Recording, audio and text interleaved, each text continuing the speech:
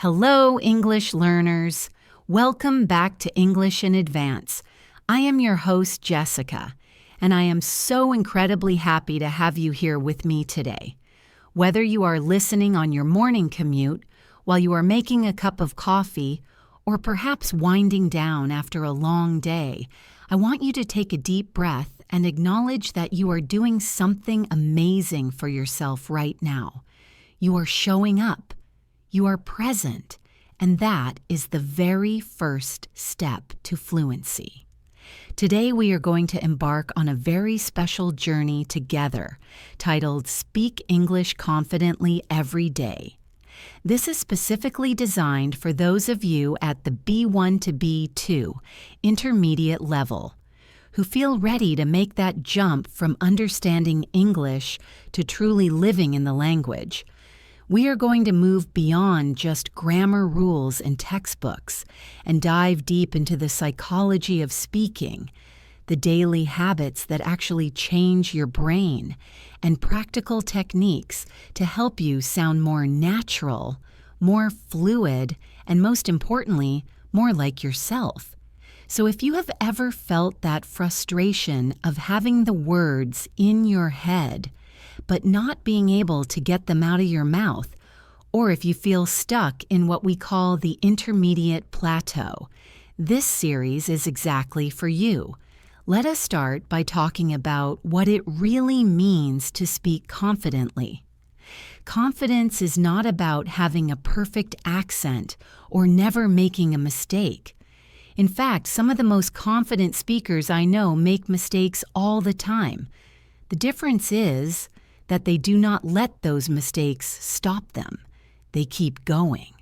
They focus on connection, not perfection. When you are at the B1 or B2 level, you already know a lot of English. You have the vocabulary. You understand the grammar structures. The challenge now is bridging the gap between what you know passively and what you can use actively. Think of your English skills like a muscle. If you only read and listen, it is like watching someone else go to the gym. You understand the exercises, but your own muscles are not getting stronger. To build fluency, we need to move that knowledge from your head to your mouth, and that requires a shift in how you approach your daily life. I want you to imagine a scenario that might feel familiar to you. Imagine you are in a coffee shop. You are standing in line, and you know exactly what you want to order. In your head, the sentence is perfect. You think to yourself, I would like a medium cappuccino with oat milk, please. It sounds great in your mind. But then you get to the counter. The barista looks at you, and suddenly your heart starts racing. Your throat feels tight. You mumble something like, "Cappuccino, medium, thanks." You get your coffee, but you walk away feeling disappointed. Why did that happen? It wasn't because you didn't know the English. It was because the pressure of the moment overrode your training. This is exactly what we are going to tackle today. We are going to build a system of practice that makes those sentences flow out of you naturally, so that when the pressure is on, your training takes over. The first concept I want to introduce to you is the idea of narrative thinking. Usually, as learners, we translate. We look at an object, think of the word in our native language, and then search for the English equivalent. This is slow and it kills fluency. Narrative thinking is different. It is the habit of narrating your life in English as it happens. It sounds simple, but it is profound. I want you to try this with me right now. Look around the room you are in. Don't just label objects like chair or table. Instead, create a sentence about your relationship to those objects. For example, say to yourself, "The sunlight is hitting the wooden table beautifully right now."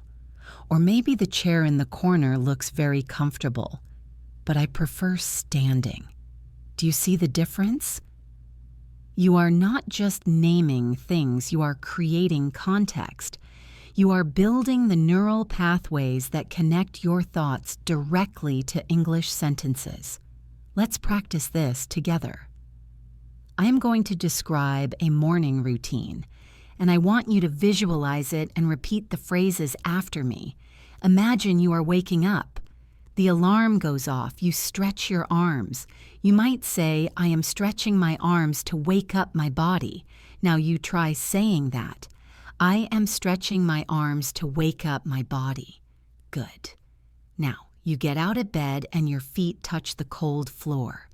You think the floor is colder than I expected today. Try that one. The floor is colder than I expected today. Excellent. Now you walk to the kitchen. You see the coffee machine. You think I cannot start my day without my morning coffee. Say that with me. I cannot start my day without my morning coffee. This type of practice, where you narrate the small, mundane details of your life, is the secret weapon of polyglots. It turns every moment of your day into a speaking lesson. You don't need a teacher for this. You don't need a textbook. You just need your life. Now, let's go deeper into the mechanics of fluency. One of the biggest hurdles for B1 and B2 learners is the rhythm of English. English is a stress-timed language, which means that the rhythm comes from the stressed syllables, not the number of syllables. This is why native speakers can say a sentence like, I will go to the store in the same amount of time as I'll go to the store. We crush the unimportant words together. To sound fluent, you need to stop treating every word as equal. Some words are kings and queens, and some are just servants. The content words, like the nouns, the main verbs, the adjectives, are the royalty. They get the time and the volume. The function words, like the prepositions, the articles, the auxiliary verbs, are the servants. They are quick, quiet, and often connected to the royalty. Let me give you an example of this. Listen to this sentence, I was going to buy a car. If I say every word clearly, it sounds robotic. I was going to buy a car. But a native speaker doesn't speak like that. We say, I was going to buy a car. Did you hear that? I was becomes almost a whisper. Going to becomes gonna. Buy and car are the strong beats. I was going to buy a car. I want you to try this. Don't worry about the spelling. Focus on the sound. Focus on the music. Repeat after me, I was going to buy a car. Try to make the word buy and the word car louder and longer. Let's try another one. What are you doing becomes what you doing. It sounds informal, but this is how English is actually spoken. Even in professional settings, we connect words. We say, I'm meeting with him later, rather than I am meeting with him later. Practice this contraction with me. I'm meeting with him later. Good. Let's try a longer one. I should have told you earlier. In spoken English, this becomes, I should have told you earlier. Shoulda becomes should have. You becomes ya. Listen to the rhythm. Da da da da da da da. I should have told you earlier. Try it. I should have told you earlier. This leads us to a very powerful technique called shadowing. You might have heard of it, but today we are going to do it properly. Shadowing is not just repeating after someone. It is attempting to become them. You are an actor, and I am your character. You need to copy my speed, my intonation, my emotion, and my pauses. When I pause, you pause. When my voice goes up, your voice goes up. We are going to practice this with a short story about a character named Leo. Leo is an architect living in London, and he loves his job but struggles with the rainy weather. I will read a few sentences about Leo, and I want you to shadow me. I will speak slowly at first, and then at a natural speed. Here is the slow version, so listen carefully. Leo stood by the window and watched the rain fall against the glass. He sighed deeply, wishing for just one day of sunshine. His coffee was warm in his hand, providing a small comfort against the gray morning. Now, I want you to say it with me. We will go sentence by sentence. Leo stood by the window and watched the rain fall against the glass. Go ahead. Leo stood by the window and watched the rain fall against the glass. Next sentence. He sighed deeply, wishing for just one day of sunshine. Your turn. He sighed deeply, wishing for just one day of sunshine. And the last part. His coffee was warm in his hand, providing a small comfort against the gray morning. Try it. His coffee was warm in his hand, providing a small comfort against the gray morning. Now we are going to speed it up. This is the natural speed. Try to keep up with me. Leo stood by the window and watched the rain fall against the glass. He sighed deeply, wishing for just one day of sunshine. His coffee was warm in his hand, providing a small comfort against the gray morning. How did that feel? Did you notice how the words connected? Did you notice how rain and glass and sunshine popped out, while words like and, the, and for almost disappeared? That is the music of English. Practicing this way helps your brain stop analyzing grammar and start feeling the flow. It helps you anticipate what sound comes next. Another key aspect of confidence is expanding your vocabulary range. At the B1 and B2 level, you often find yourself using the same words over and over again. Good, bad, happy, sad, nice. There is nothing wrong with these words, but they don't allow you to express nuance. They don't make you feel like a sophisticated speaker. To build confidence, you need to arm yourself with stronger, more specific alternatives. Let's take the word happy. It is a great word, but it is generic. If you get a promotion at work, you are not just happy, you might be thrilled or elated. If you are having a nice quiet evening with a book, you might be content. If you win the lottery, you are ecstatic. Using these specific words changes how people perceive you, and more importantly, how you perceive yourself. Let's do a vocabulary transformation exercise. I am going to give you a basic sentence, and I want you to think of a way to upgrade the key adjective. Then I will give you a better option. Here is the first sentence. The movie was very interesting. Instead of interesting, what could we use? Maybe fascinating or gripping. Let's try the sentence with gripping. The movie was gripping. Doesn't that sound more intense? It implies the movie held your attention so tightly you couldn't look away. Let's try another one. The problem is very big. Big is too simple. How about substantial or significant or even massive? Let's say, the problem is substantial. This makes you sound professional and precise. One more. I was very tired after the trip. Instead of very tired, let's use exhausted or drained. I was exhausted after the trip. By swapping out these basic words for B2 level vocabulary, you instantly sound more fluent. But vocabulary isn't just about single words, it is about collocations. Collocations are words that naturally go together. Native speakers know them instinctively, but learners often guess. For example, we say make a mistake, not do a mistake. We say do homework, not make homework. We say take a shower, not do a shower.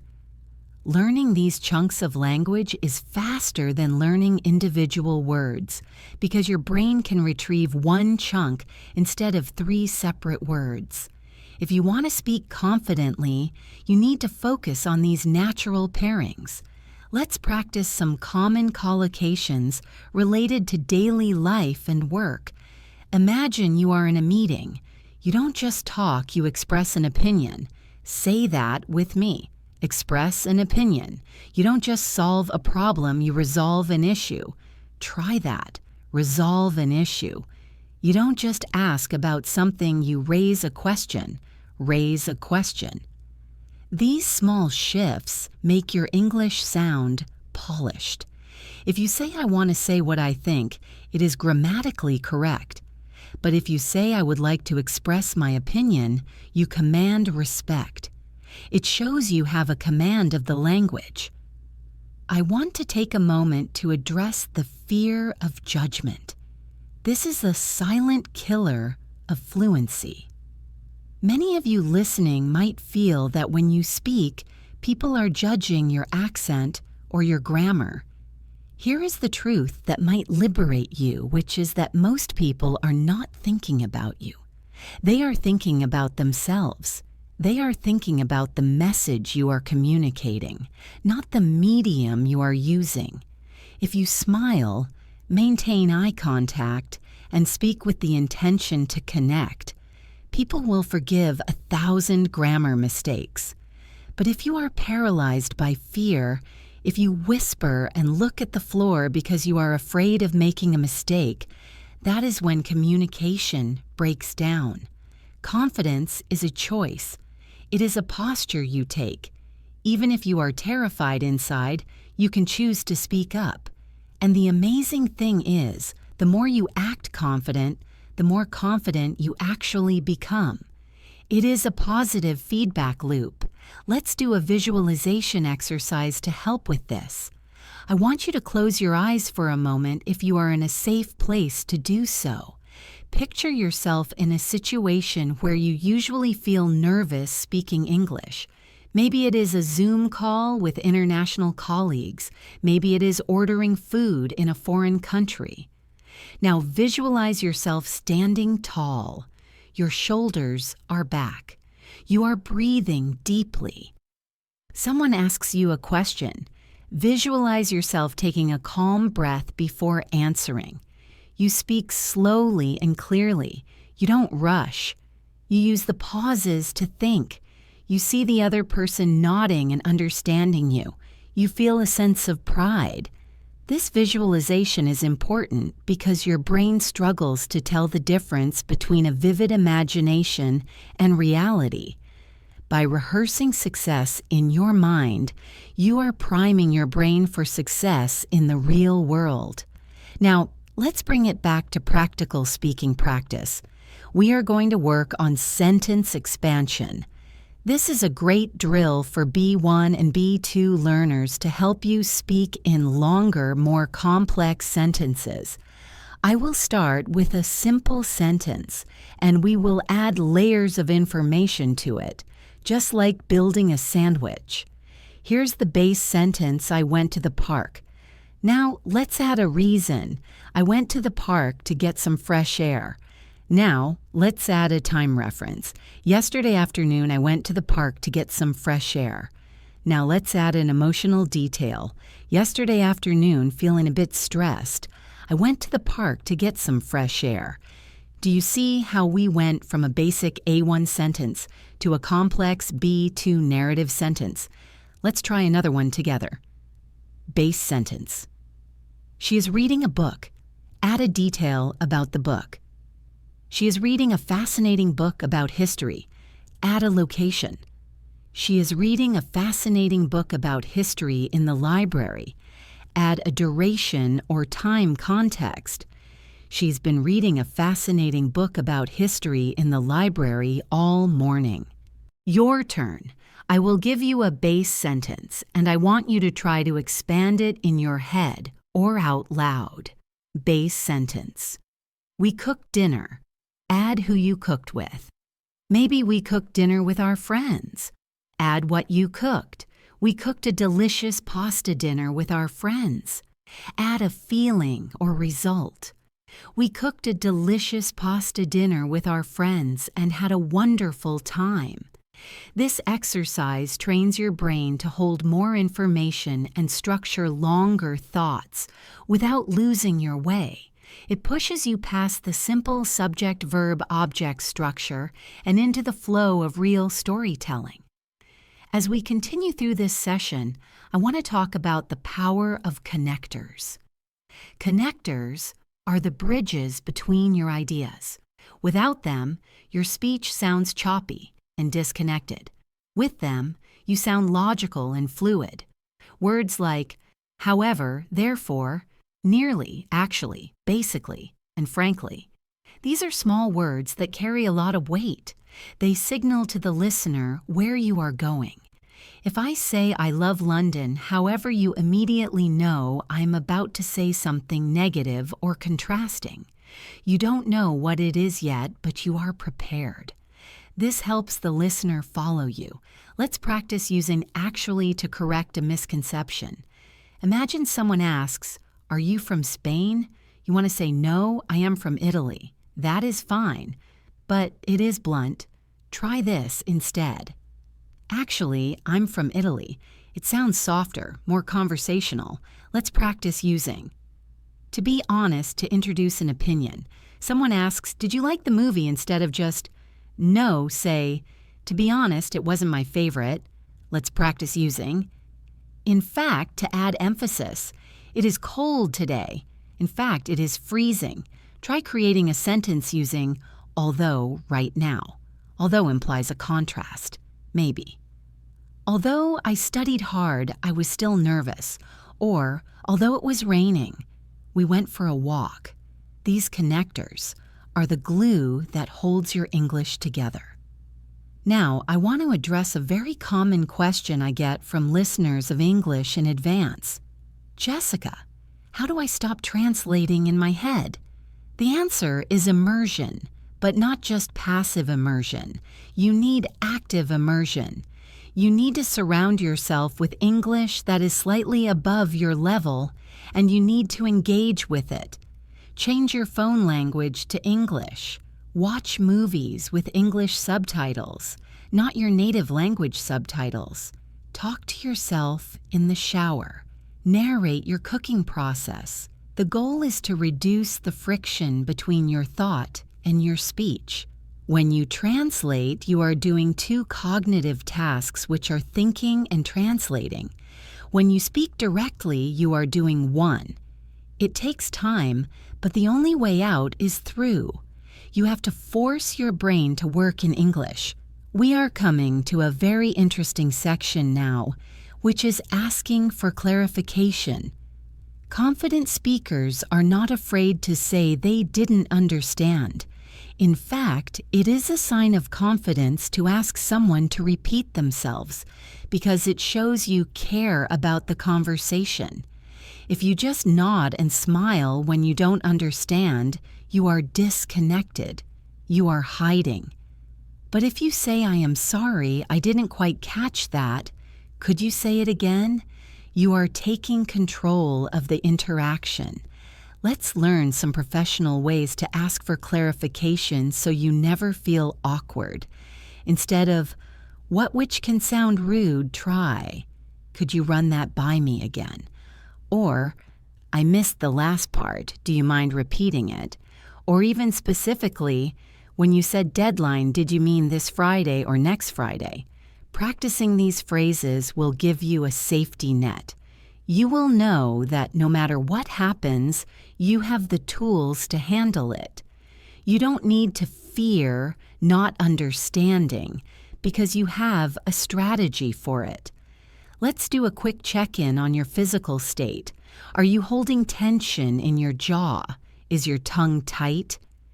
English requires a different mouth position than your native language. We often hold stress in our facial muscles, which makes speaking harder. Let's do a quick relaxation. Open your mouth wide. Stretch your jaw. Now smile really big. Now relax. Shake out your shoulders. Fluency is physical. If your body is tight, your voice will be thin and tight. If your body is relaxed, your voice will resonate. You will project confidence physically before you even say a word. We have covered a lot of ground in this first part of our journey. We have talked about the mindset of confidence, the technique of narrative thinking, the rhythm and stress of English, the power of shadowing, vocabulary expansion, and the importance of connectors. These are the building blocks. But knowing them is not enough. You have to live them. You have to wake up tomorrow morning and decide that you are an English speaker. Not a student who is learning English, but a speaker who is improving. That identity shift is crucial. As we prepare to move into the next sections of this series, we are going to look even closer at specific scenarios. We will talk about telephone English, how to tell captivating stories, how to argue your point of view politely, and how to handle small talk with ease. But for now, I want you to focus on what we did today. Your homework, if you choose to accept it, is to use the narrative thinking technique 3 times today. Just 3 times. When you are pouring water, say, I am pouring water into the glass. When you are opening a door, say, I am opening the heavy door. When you are looking at the sky, say, the clouds look like cotton candy today. Small, simple sentences. This is how you build the bridge. Now, we are going to turn our attention outward. We are going to step out of the internal world of our thoughts and into the social world of connection. This is where language truly comes alive. It is one thing to narrate your morning coffee routine to yourself, but it is an entirely different challenge to hold the attention of a group of friends at dinner or to keep a conversation flowing with a stranger at a networking event. This section is dedicated to the art of storytelling and the subtle dance of conversation. For B1 and B2 learners, this is often the scariest frontier because it involves unpredictability. But I promise you, by the end of this session, you will have a toolkit of phrases and structures that will make you feel like a master conversationalist. Let us begin with a fundamental truth about human communication, which is that we are wired for stories. We do not just exchange data, we exchange experiences. When you ask someone, "How was your weekend?" and they say it was good, the conversation dies. That is a data exchange. But if they say, "You will not believe what happened to me on Saturday," suddenly you are hooked. You want to know more. As an intermediate learner, your goal is to move from giving data, like I went to the park, to telling stories. And the secret to telling great stories in English isn't about having perfect grammar. It is about how you frame the narrative. We call this the hook. Every good story needs a hook, a way to grab the listener right from the first sentence. Imagine you lost your wallet. You could simply say, "I lost my wallet yesterday." It is grammatically correct, but it is boring. Now, try this instead. Picture this.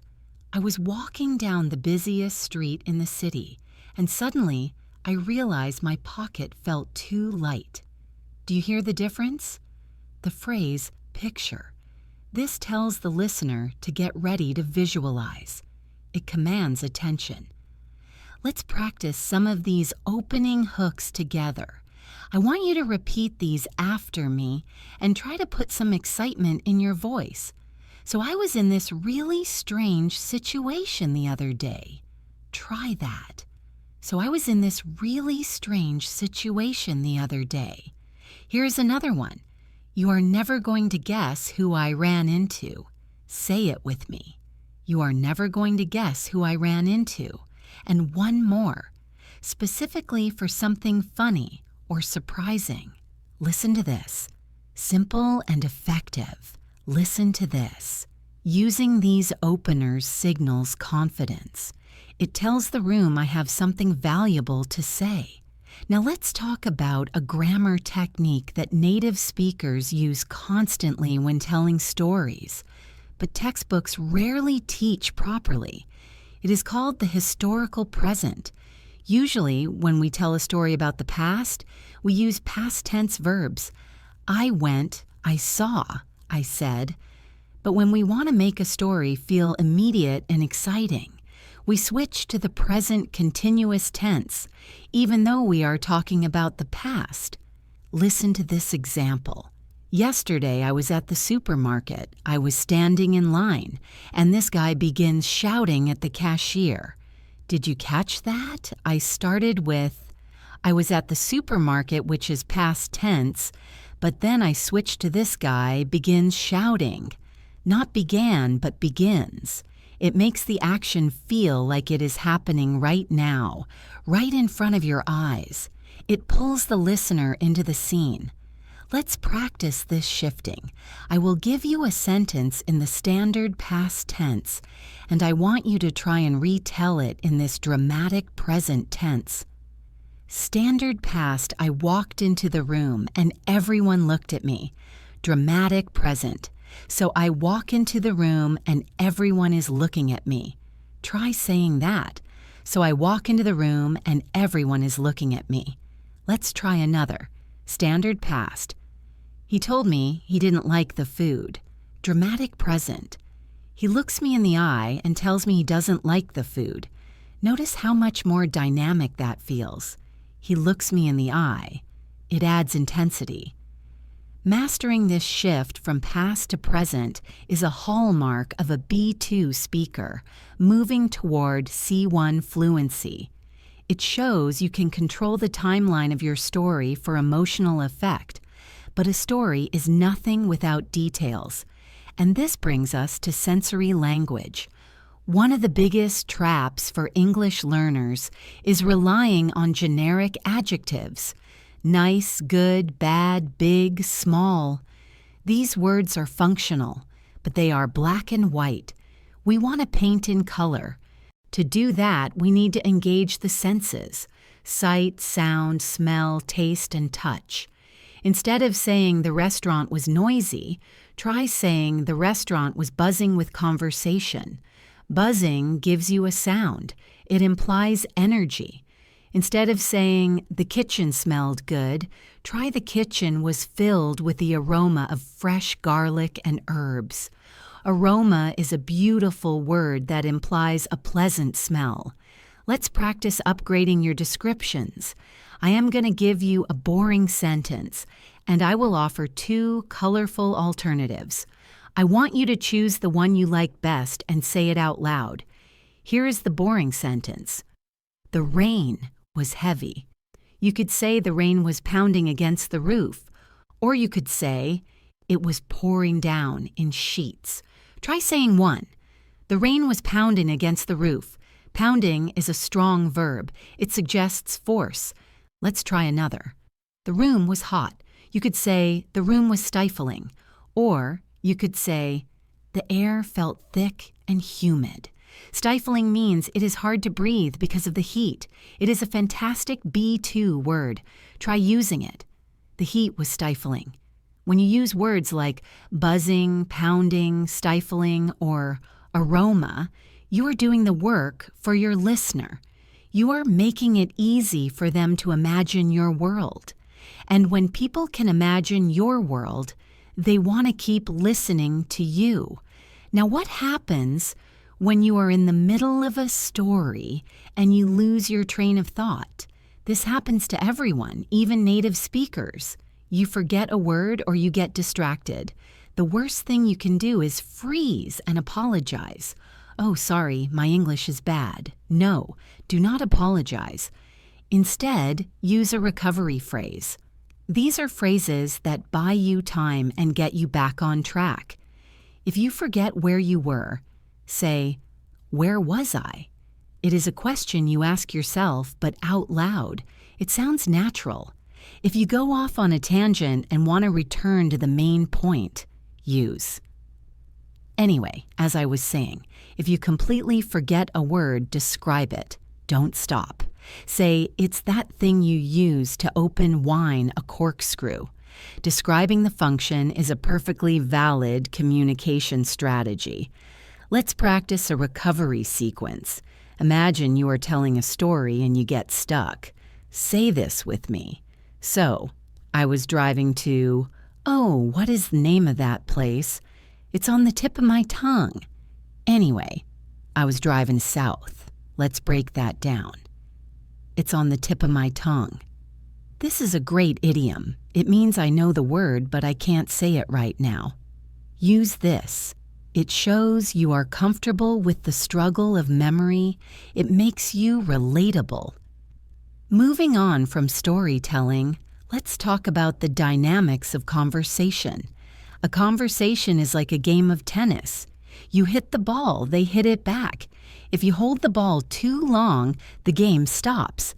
If you don't hit it back, the game stops. Many learners are so focused on their own grammar that they forget to hit the ball back. They answer a question and then stop. Person A asks, "Do you like living here?"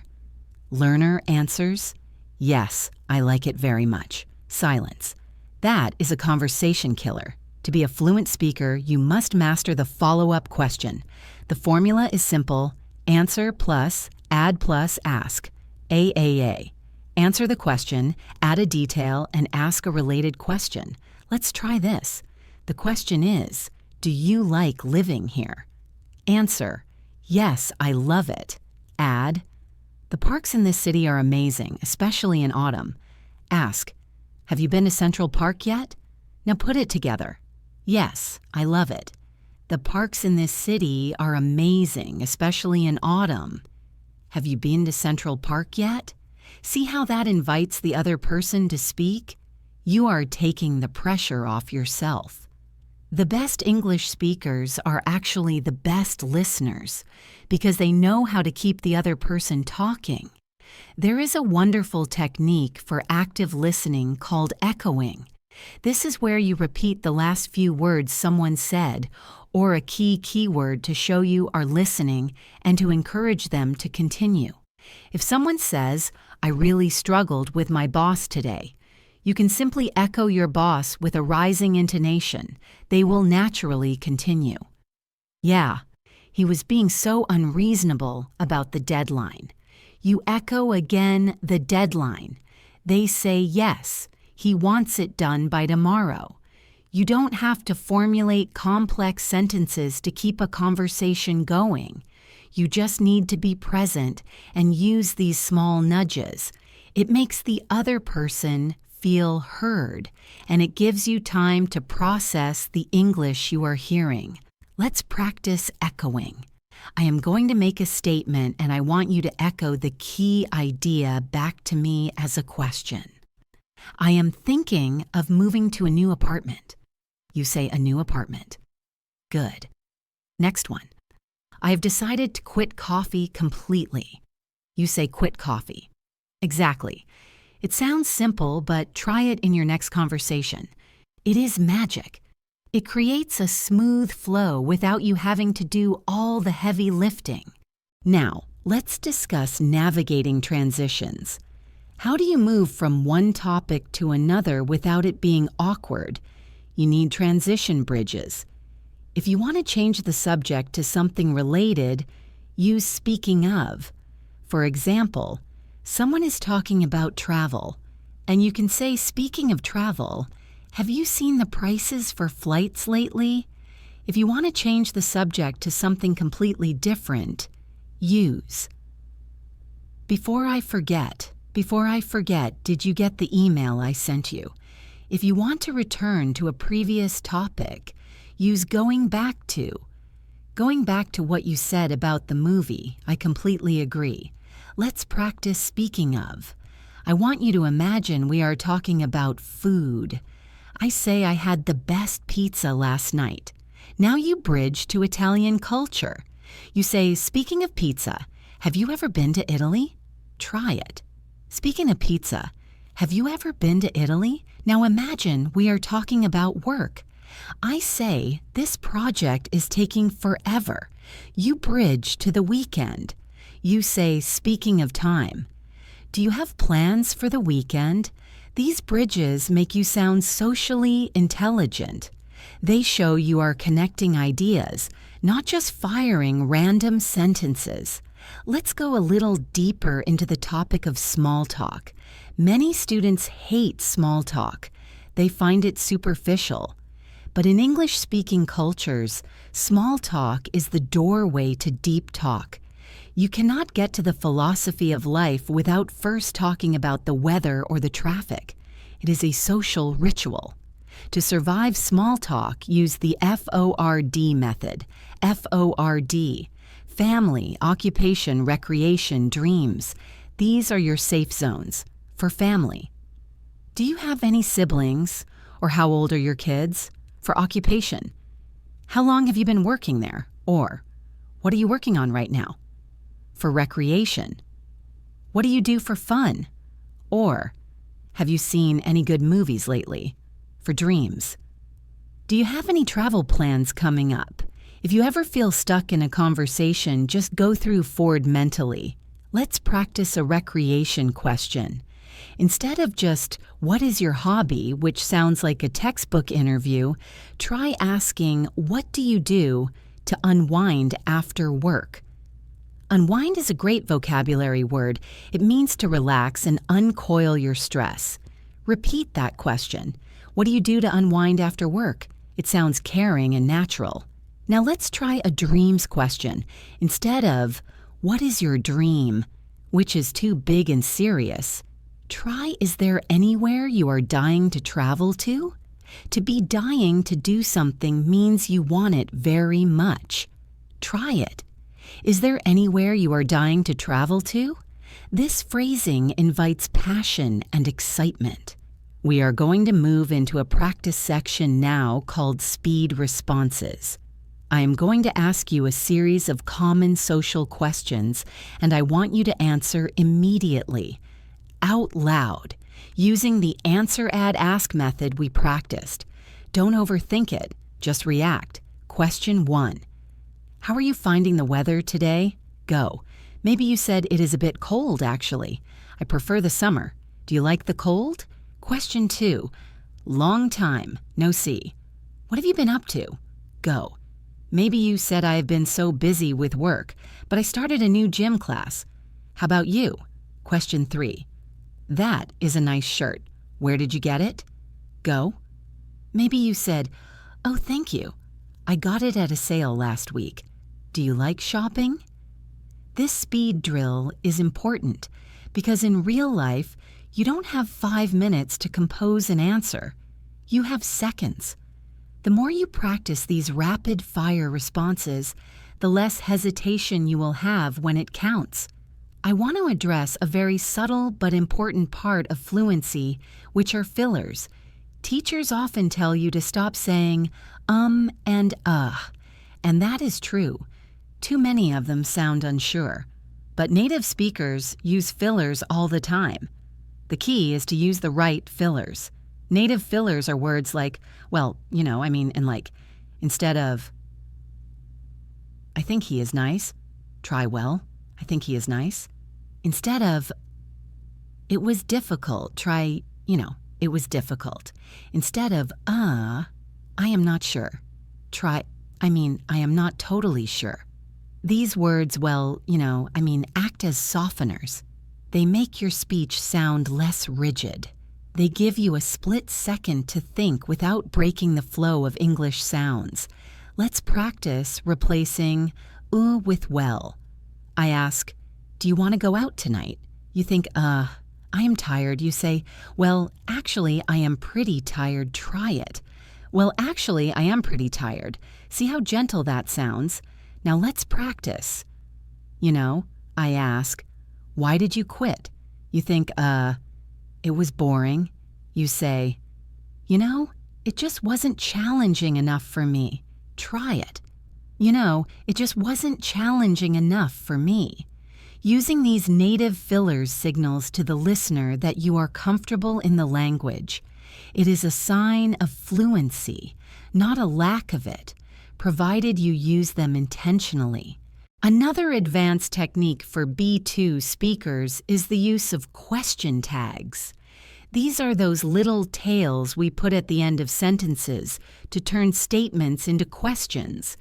It is a lovely day, isn't it? You are coming, aren't you? He didn't say that, did he?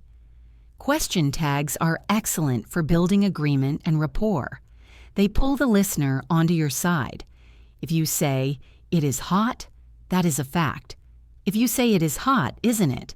That is an invitation to agree. The rule is if the sentence is positive, the tag is negative. If the sentence is negative, the tag is positive. Let's drill this. Sentence. You are hungry. Tag, aren't you? Together, you are hungry, aren't you? Sentence. She looks happy. Tag, doesn't she? Together, she looks happy, doesn't she? Sentence. We haven't met. Tag. Have we? Together, we haven't met, have we? Intonation is key here. If your voice goes down at the end, you are stating a fact and just checking. If your voice goes up, you are genuinely asking a question. Let's practice the downward intonation for making conversation. This coffee is delicious, isn't it? Try it. This coffee is delicious, isn't it? You are engaging the other person without demanding a complex answer. A simple, yes, it is all they need to say. Let's combine everything we have learned so far into a simulated scenario. Imagine you are at a party. You don't know anyone. You see someone standing by the food table. First, you use the hook. You walk over and say the food looks incredible, doesn't it? Using a question tag. They respond, yeah, it does. Then you use the Ford method. You ask, so, how do you know the host? Then they tell a short story about meeting at work. You use active listening. You echo at work?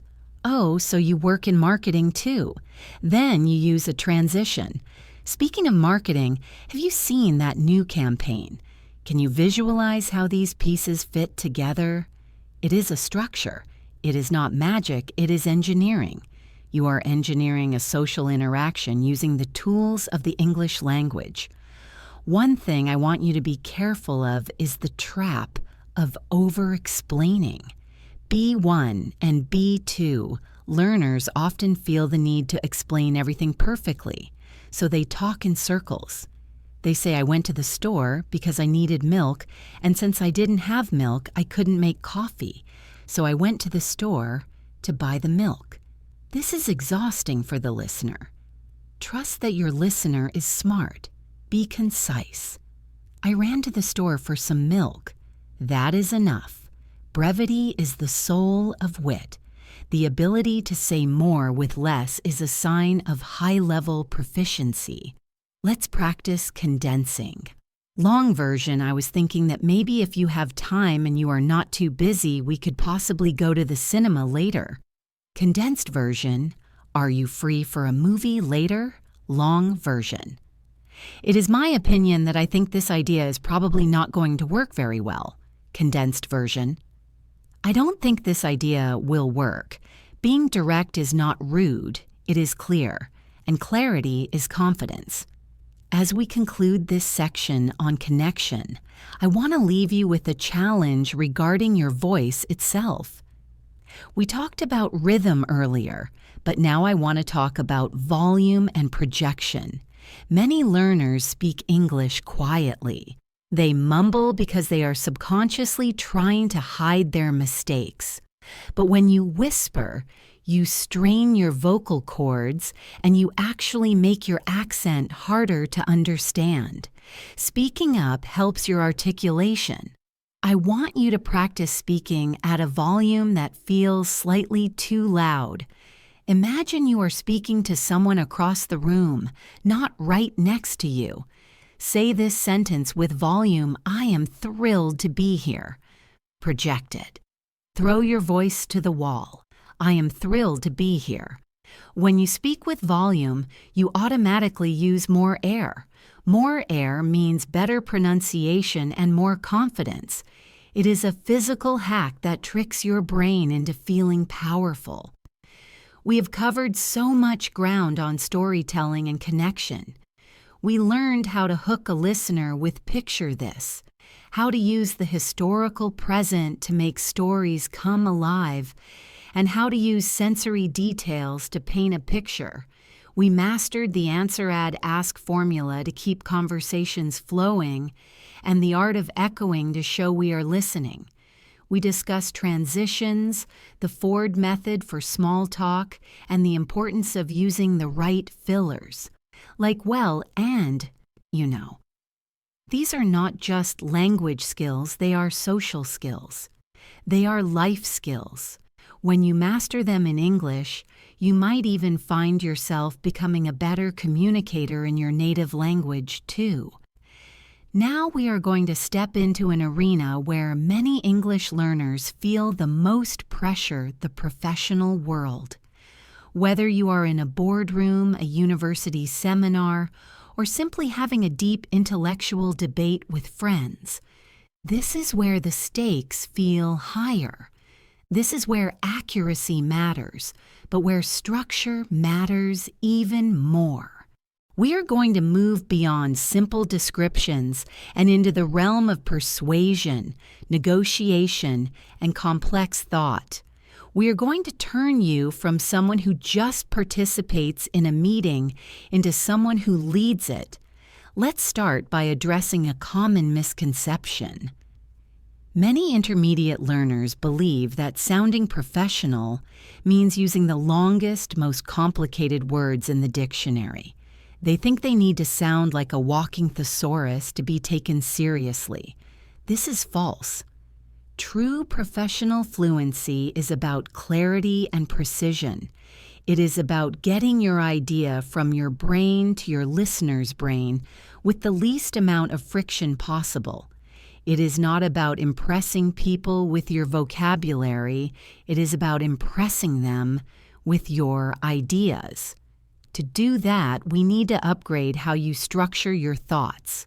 I want to introduce you to a framework that will change the way you speak in meetings forever. It is called the PREP method. That stands for point, reason, example, point. When we are nervous, we tend to ramble. We talk in circles hoping we will eventually hit the right answer. The PREP method forces you to be linear and logical. First, you state your point clearly. Then you give a reason why you believe that. Next, you provide a concrete example or evidence. Finally, you restate your point to close the loop. Let's see this in action. Imagine someone asks you, "Do you think remote work is effective?" A rambling answer might look like this. "Well, sometimes it is good, but sometimes people are lazy, and my friend likes it. But the office is also nice for talking. That is weak." Now listen to a prep answer. Point: I believe remote work is highly effective for productivity. Reason: this is because it allows employees to focus deeply without the constant distractions of an open office. Example: for instance, in my team, we finished our last project 3 days early because we had uninterrupted focus time at home. Point: therefore, I think we should continue with a hybrid model. Do you hear the authority in that structure? It is tight. It is organized. Let's practice this together. I am going to ask you a question, and I want you to try to formulate a prep answer in your head. The question is learning English important for your career? Start with your point. Yes, it is crucial. Give your reason. Because the global market relies on English as a common language. Give an example. For example, all the major multinational companies conduct their interviews in English. Restate your point. That is why mastering English is the key to career growth. Using PREP gives you a roadmap. You never get lost in your own sentence because you know exactly where you are going. Now that we have structure, let's talk about how to introduce your opinions. At the B1 level, we rely heavily on I think. I think this is good. I think we should do that. There is nothing wrong with I think. But if you say it 10 times in a meeting, you sound repetitive and a little unsure. To sound like a B2 or C1 speaker, you need a variety of openers that signal different levels of certainty. If you are very sure, use phrases like, "I am convinced that," or "there is no doubt in my mind that." I am convinced that this is the right strategy. If you are offering a perspective based on your experience, use, as far as I am concerned, or from my perspective. From my perspective, the budget needs to be increased.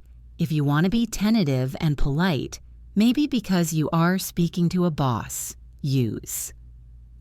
It seems to me that, or I tend to feel that, it seems to me that we might be rushing this decision. Let's practice upgrading, I think. Instead of saying, I think this plan is risky, say, it is my view that this plan carries significant risk. Say that with me. It is my view that this plan carries significant risk. Instead of saying, I think we should wait, try my recommendation would be to wait. My recommendation would be to wait. This shift from personal opinion using I think to professional suggestion, using my recommendation, instantly elevates your status in the room. But what happens when you disagree? This is the ultimate test of fluency. In many cultures, direct disagreement is rude. In English-speaking professional cultures, disagreement is expected, but it must be done politely. The worst thing you can say is, no, you are wrong. That shuts down communication. We want to use a technique called the softener. We validate the other person's point before we introduce our own contradiction. Common phrases for this are, I see what you are saying, however, or that is a valid point, but let's look at the yes, but trap. If you say yes, but too quickly, people stop listening to the yes because they are waiting for the but. Try replacing but with and. This is a psychological trick. Instead of I like your idea, but it is too expensive, try I like your idea, and I think we need to look at the budget to make it work. It feels more collaborative, doesn't it? However, sometimes you need to be firm. Here is a phrase I love for professional disagreement. I have a slightly different take on this. It sounds gentle, but it clearly signals you are about to disagree. Let's practice. Imagine I say we should cut the marketing budget. You disagree. I want you to say, I see where you are coming from, but I have a slightly different take. If we cut marketing, sales might drop. Try saying that first part. I see where you are coming from, but I have a slightly different take. Another great phrase is, with all due respect, I have to disagree. Use this one carefully. It is for when you really need to push back against a superior. With all due respect, I have to disagree. Now, let's talk about professional vocabulary. As I mentioned, we don't need complex words, but we do need precise verbs. In casual English, we use a lot of phrasal verbs and generic verbs like get, do, and make. In professional English, we prefer single Latin-based verbs. They sound more formal and direct. Let's do a swap shop exercise.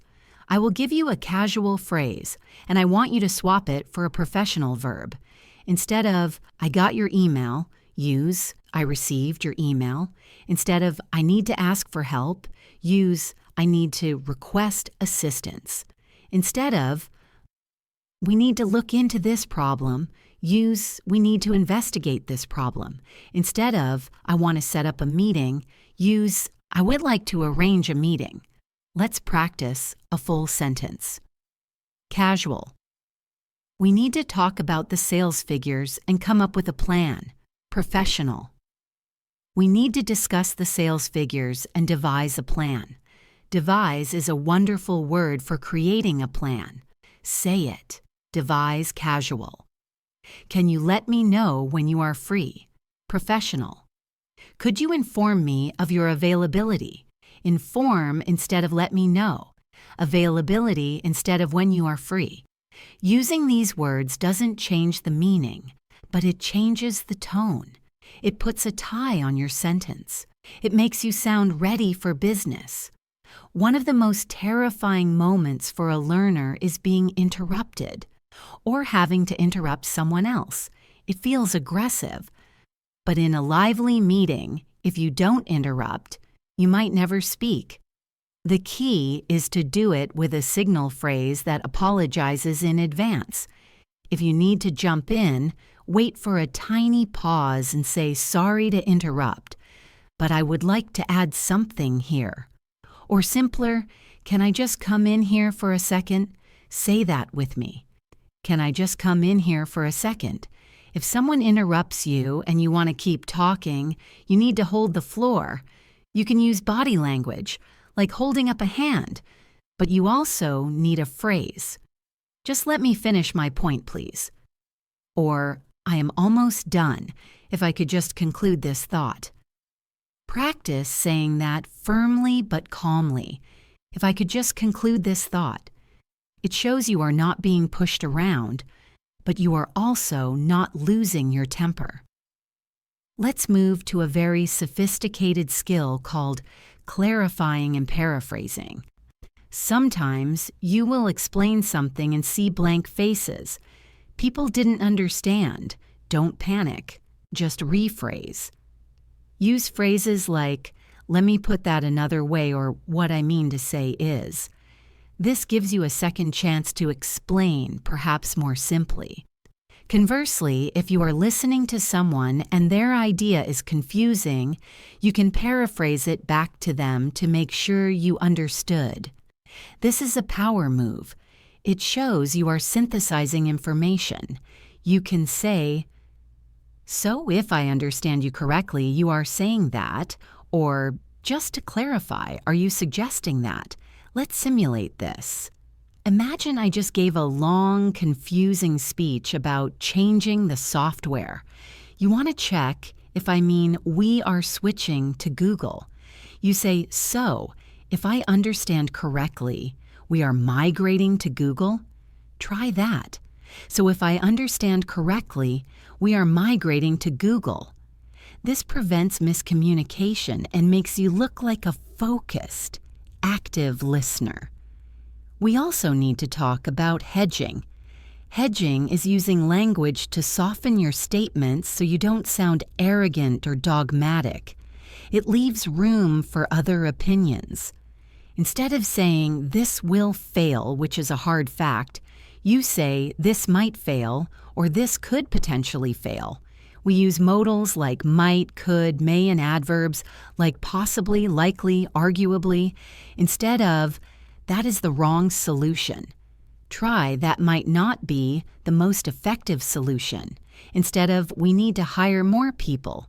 Try arguably "we could benefit from expanding the team." Hedging protects you. If you say "it will fail" and it succeeds, you look foolish. If you say "it might fail" and it succeeds, you are just being cautious. It is a strategic way to speak. Let's practice hedging a strong statement. Statement: "This timeline is impossible." Hedge it. "This timeline seems quite challenging." Statement: "He is lying." Hedge it. "He may not be presenting all the facts." See how that works? You are saying the same thing, but you are being diplomatic. Now, let's combine these skills into a meeting simulation. I want you to imagine you are in a project review meeting. I am your manager. I am going to propose something controversial, and I want you to respond using the tools we just learned: the softener, the disagreement, and the reason. Here is the scenario I say. I think we should cancel the weekly team meetings to save time. I want you to disagree because you think communication will suffer. The first step is to soften. I understand that we want to save time. Next, disagree professionally. However, I have a different perspective on the meetings. Then, give your reason and point. I believe they are vital for keeping the team aligned. Without them, we might duplicate work. Finally, make a suggestion. Perhaps we could shorten them to 15 minutes instead of canceling them. Now I want you to try speaking that whole response. I understand that we want to save time, however, I have a different perspective. I believe the meetings are vital for alignment. Perhaps we could shorten them instead. Excellent. That is a constructive, professional counter-proposal. Let's touch on the topic of filler words in a professional context. In the previous section, we said fillers like and are okay in casual chat. In a formal presentation, you want to reduce these. Instead of saying, while you think, try silence. Silence is powerful. It makes you look thoughtful. Or use a transitioning phrase to buy time. That is an interesting question. Let me consider that for a moment. This buys you 5 seconds of thinking time and makes you sound incredibly intelligent. Never be afraid of a few seconds of silence. It feels like an eternity to you, but to the audience, it looks like confidence. Another aspect of professional confidence is dealing with numbers and data. Intermediate learners often stumble when reading large numbers or data trends. If you see a graph going up, don't just say, "It went up." Use precise verbs, "It increased," "It soared," "It climbed," "It peaked." If it went down, it decreased, it dropped, it plummeted, it declined. If it stayed the same, it stabilized, it leveled off, it remained constant. Let's practice describing a trend. Imagine sales went from 1 million to 5 million quickly. You could say sales soared to 5 million. Imagine costs went down slowly. You could say costs have gradually declined.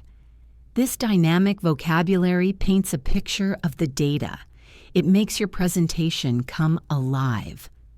I also want to address the fear of accents in professional settings. Many of you worry that your accent makes you less professional.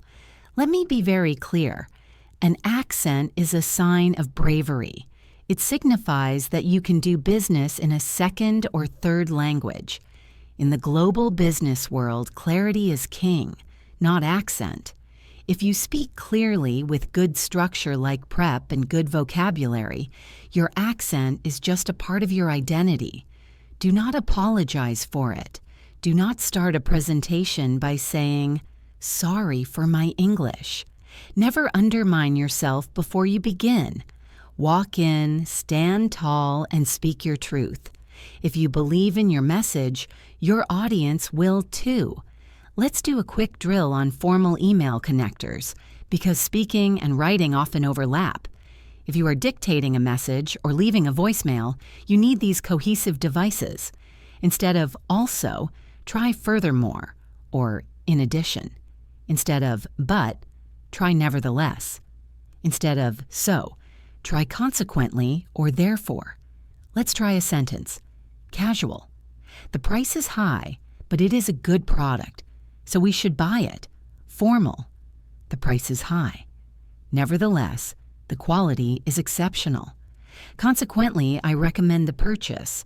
Feel the weight of those words. Nevertheless, consequently. They act like heavy anchors holding your logic in place.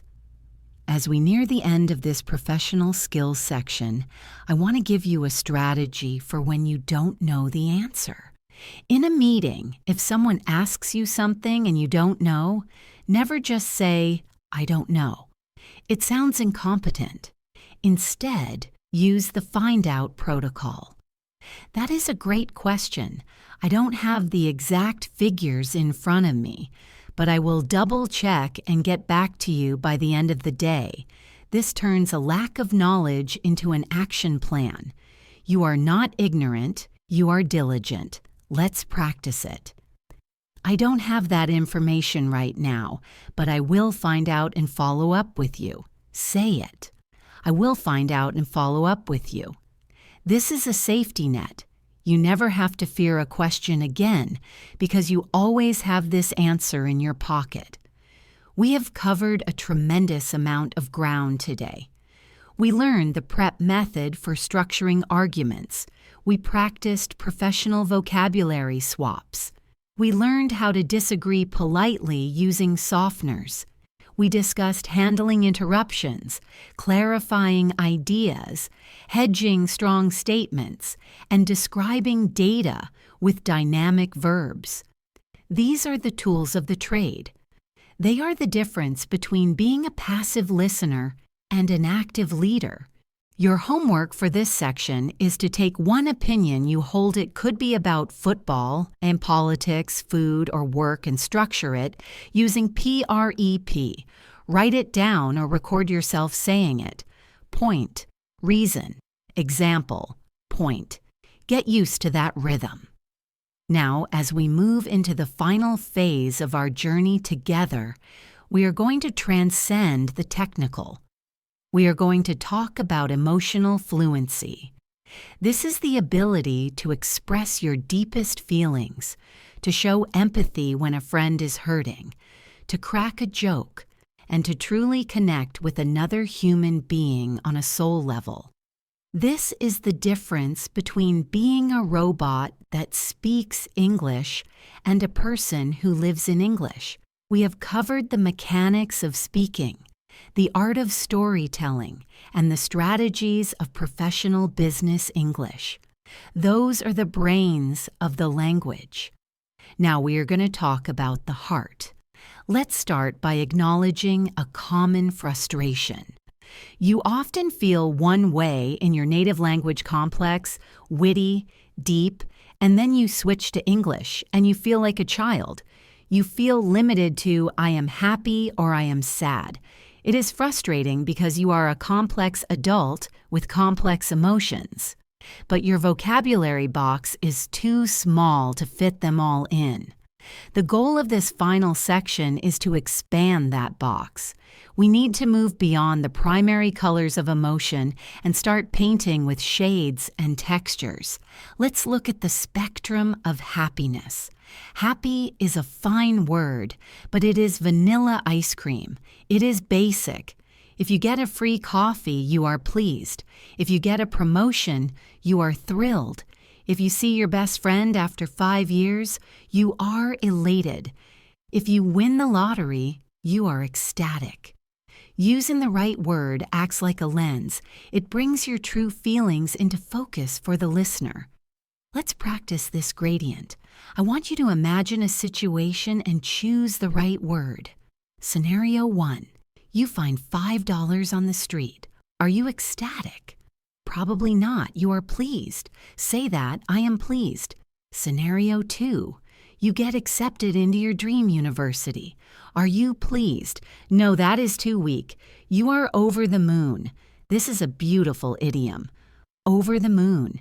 It means you are so happy you could float into space. Try saying that. I am absolutely over the moon.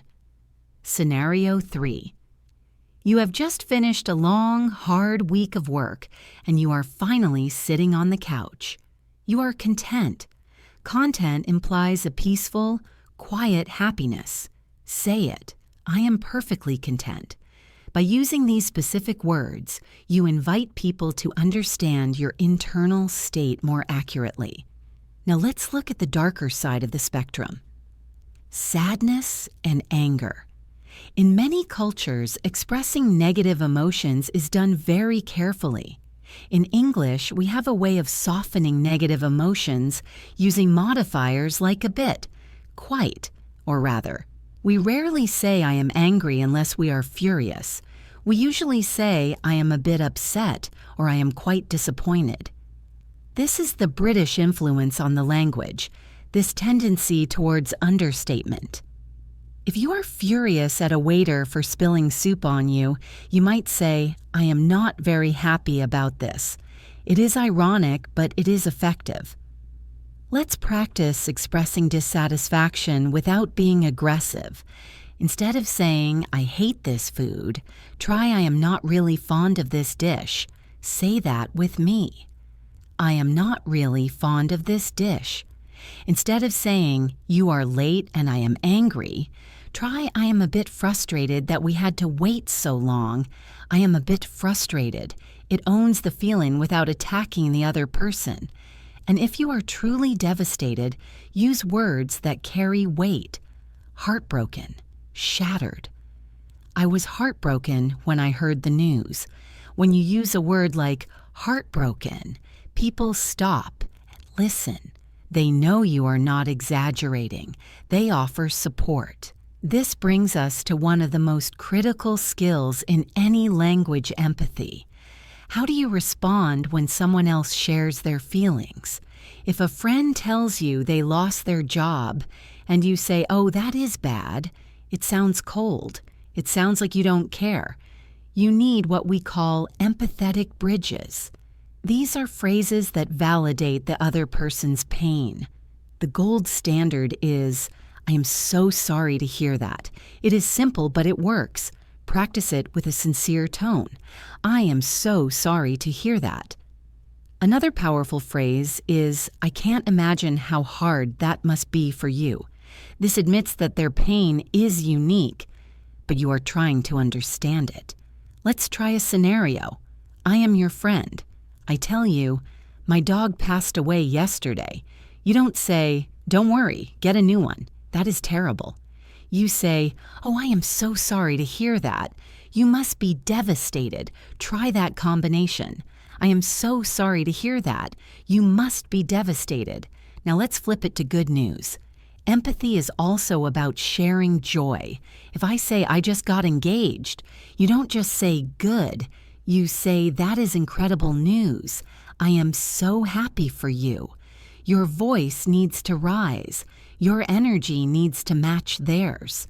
English speakers often use the phrase "good for you" to show support. "I passed my driving test." Good for you. Let's practice that energy match. I tell you, "I won a competition." You say, "No way. That is amazing." Good for you. Go ahead. "No way. That is amazing." Good for you. When you match someone's energy, you build a bond. You become a person they want to share news with. Now let's tiptoe into the dangerous but rewarding territory of humor.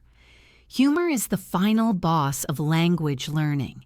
It is hard because it relies on culture, timing, and wordplay.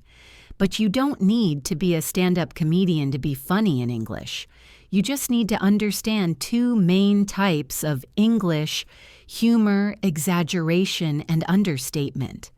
Exaggeration is making things bigger than they are for comic effect. If you are hungry, you don't say, "I am hungry." You say, "I could eat a horse." If you waited 10 minutes, you say, "I have been waiting for 1,000,000 years." If it is raining hard, you say, "I nearly drowned getting from the car to the house." People know it is not true, but it is funny. Let's practice an exaggerated complaint. "It is hot outside." You say, "It is like an oven out there. I am melting." Try it. "It is like an oven out there. I am melting." This makes people smile. It lightens the mood. The opposite is understatement. This is very common in the UK and Australia. This is making a big problem sound small.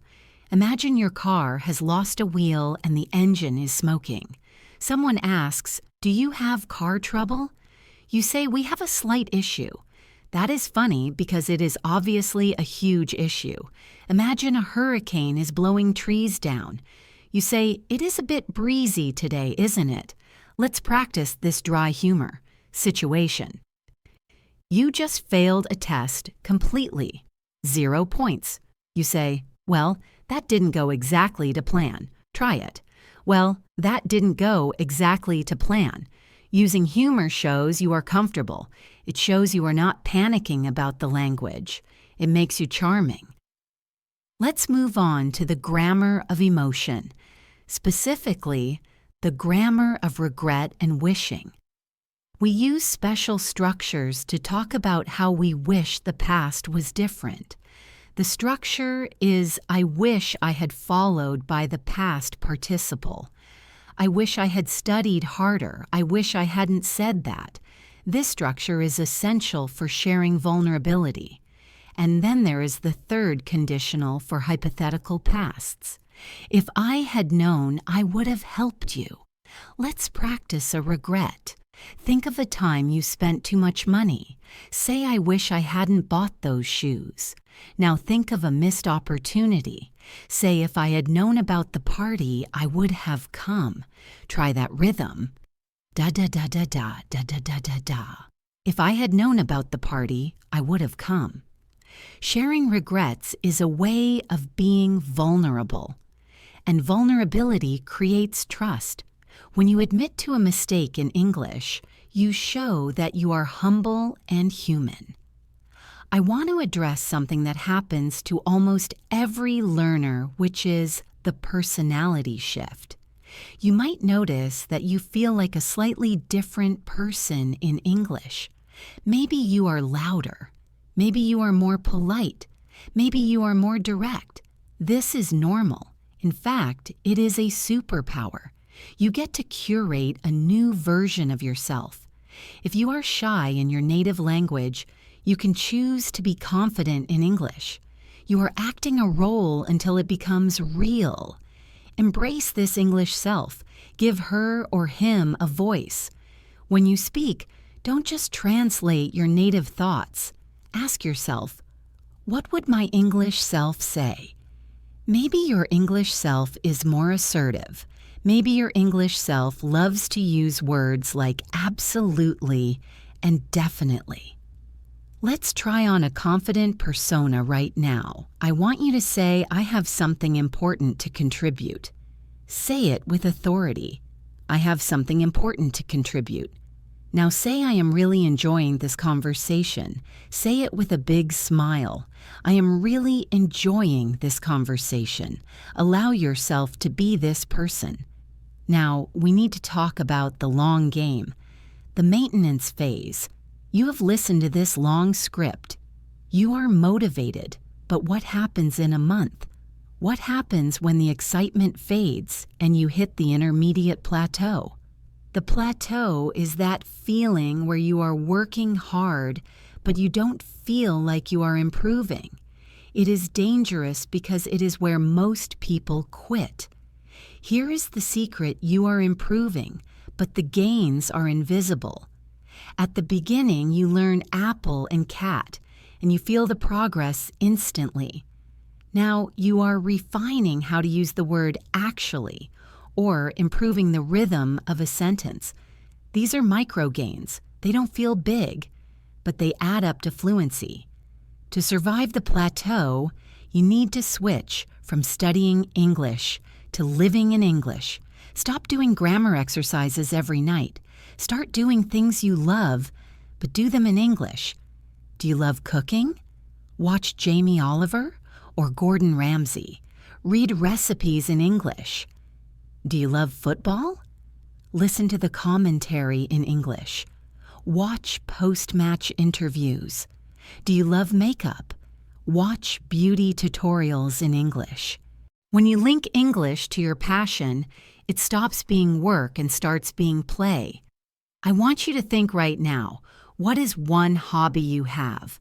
How can you do that hobby in English tomorrow? If it is gaming, join an English server. If it is yoga, find an English instructor on YouTube.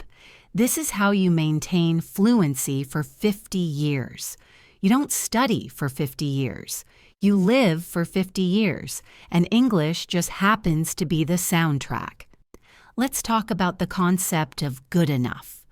Perfectionism is the enemy of fluency. If you wait until your sentence is perfect before you speak, you will be silent. You have to be willing to be good enough. Did the other person understand you? Yes. Did you get the coffee you ordered? Yes. Then you succeeded. Celebrate the communication, not the grammar. If you make a mistake, do not stop and apologize for 10 seconds. Just self-correct and move on. If you say, he go to the store? Oops, he went to the store, and keep talking. Native speakers slip up all the time. We stutter. We use the wrong word. We don't care. Be kind to yourself. Let's practice a self-correction. Say, I bought a car yesterday. Sorry, I bought a car. Try it. I bought a car. Sorry, I bought a car. See? It was fast. It didn't ruin the story. As we approach the final minutes of this series, I want to give you a toolbox for those days when you just don't feel like speaking. We all have bad English days. Your brain feels foggy. Your mouth won't move right. On these days, focus on input. Be a sponge. Listen to a podcast. Listen to music. Read a page of a book. Don't force output if it is causing you stress. Just keep the connection alive. And on the good English days, push yourself. Talk to a stranger. Record a video diary. Ride the wave of energy. Fluency is not a straight line up. It is a wavy line. Some days are up, some are down. The only way to lose is to get off the ride. I want to do one final comprehensive exercise with you. It is a visualization of your future self. I want you to close your eyes one last time. Imagine it is 1 year from today. You are sitting in a cafe in London or New York or Sydney, or maybe just a cafe in your hometown with an international friend. You are laughing. You are holding a warm cup of coffee. Your friend tells a joke, and you understand it instantly. You don't have to translate it, you just laugh. You tell a story back. You use the phrase "picture this." You use the word "devastated" or "over the moon." You feel relaxed. Your shoulders are down. You are not worried about your accent. You are just enjoying the human connection. This future is not a fantasy. It is a memory you haven't made yet. Every minute you spent listening to this script, every sentence you shadowed, every time you spoke out loud, you were building that moment. You are building that version of you. Open your eyes. You are ready. You have the tools. You have the mindset from the beginning of our journey. You know that confidence is a choice, and that narrative thinking builds the bridge. You have the storytelling skills. You know how to hook a listener and keep the conversation ball moving with the answer-add-ask method. You have the professional edge. You know how to use the prep method to persuade and how to disagree with grace. And now you have the emotional depth. You know how to share your heart. My final advice to you is this: don't keep English in a box. Don't leave it in the classroom or in this audio file. Take it out, wear it, get it dirty, make mistakes with it. English is a living thing, and it only lives when you speak it. Go out today and narrate your world. Go out and tell a story. Go out and ask a question. Go out and be your amazing, complex, articulate self in English. Thank you for trusting me, Jessica, and English in Advance with this journey. It has been an absolute honor to be your guide. I want you to take one deep breath in and let it out. Now go speak, because the world is waiting to hear what you have to say. Goodbye for now, and happy speaking.